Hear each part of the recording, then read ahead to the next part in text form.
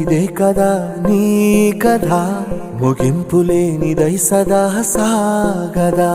నీ కంటి రెప్పలంచున మనస్సు నిండి పొంగిన ఓ నీటి బిందువే కదా నువ్వెతుకుతున్న సంపద ఒక్కొక్క జ్ఞాపకానికి 100 ఏళ్ల ఆయువుందిగా ఇంకెన్ని ముందు వేచనో అవన్నీ వెతుకుతూ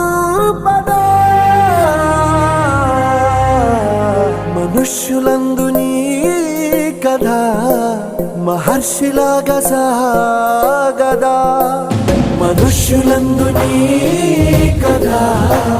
మహర్షిలాగా సాగదా